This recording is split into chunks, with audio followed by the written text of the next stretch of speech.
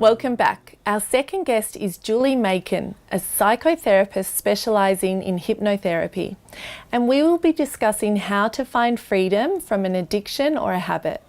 It's so good to see you again, Julie. Thank you. So can you define for us what is an addiction and what is a habit? Yes. So how I would say about a definition, and this is Gabor Mate's, for an addiction, it's anything that provides you with relief, that gives you pleasure, something that you crave, and it may have negative consequences. And even if it has negative consequences, you still continue to do it. So I feel that that is a great definition for what an addiction actually is.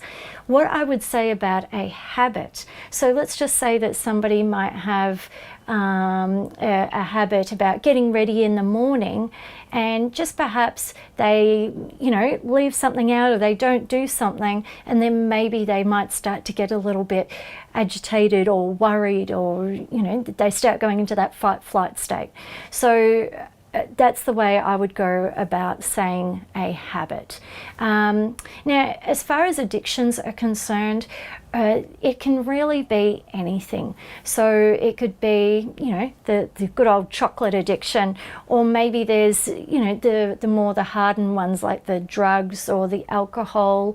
People who go to gym and they get addicted to the pain in their body from doing their workout. That is an addiction. So it can be anything that is a substance or a behaviour. Why do people have addictions and habits?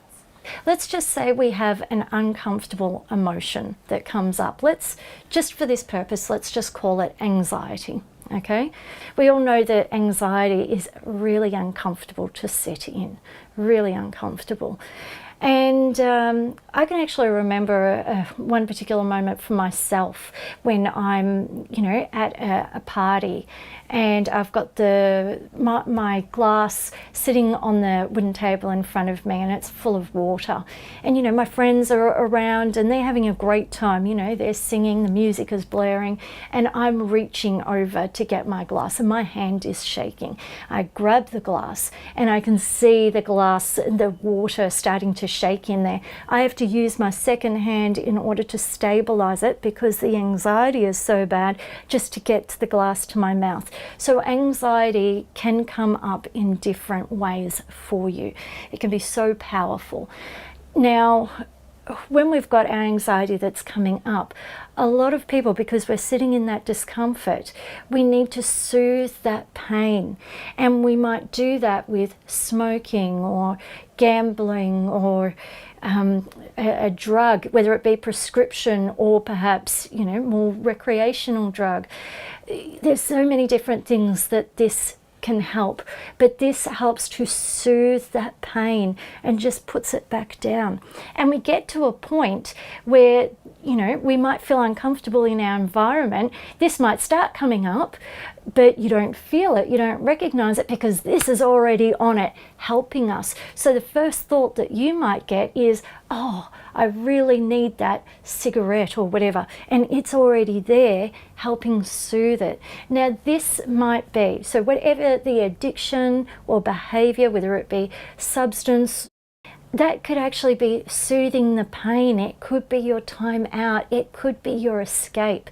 Whatever it is, I invite whoever feels that they might have an addiction or a habit, I invite them to get really compassionate for themselves, okay? So you've mentioned self-compassion. Is there other tools that people can use to help with their addiction or their habit? Absolutely. I think that the first thing to notice is if you start having this anxiety come up, and perhaps you have your first thought of wanting that cigarette, or that first drink of alcohol, or whatever it is for you, whatever your coping mechanism is, I invite you to hold off from having it and just begin to notice and have an awareness of what it is that's coming up for you. So it might be agitation in the body. Your hands might start to shake, you might feel your heart start to race. But then what I'd really invite your guests to notice is if they can go inside their body, really focus on that part of the body and really thank it, because an emotion is made up of all physical sensations. When I have clients that come in, I might say to them, okay, I invite you to notice whether or not that feeling feels heavy or light. Is it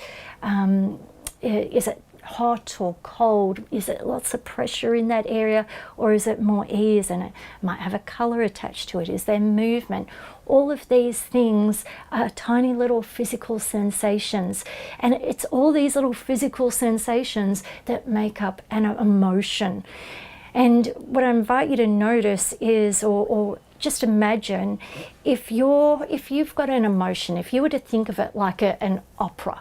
Okay, now an opera can be so extremely powerful. It has the power to make you laugh, make you cry, make you happy, or make you sad. But if you can imagine the power that that opera would have if there was just the one instrument playing, just like if there was just the one physical sensation that you were focused on, what would the power then be? What practical advice do you have for our viewers? Okay, so the practical advice that I would provide viewers is that if they, after completing that little exercise that I just provided, so just holding off and just noticing what is coming up in the body, if that makes you feel uncomfortable, please seek a professional therapist. Once again, we're looking at all different types of modalities, so whatever is right for you. My suggestion would be for somebody to seek somebody that works with the body, because it's the body that's where it's at.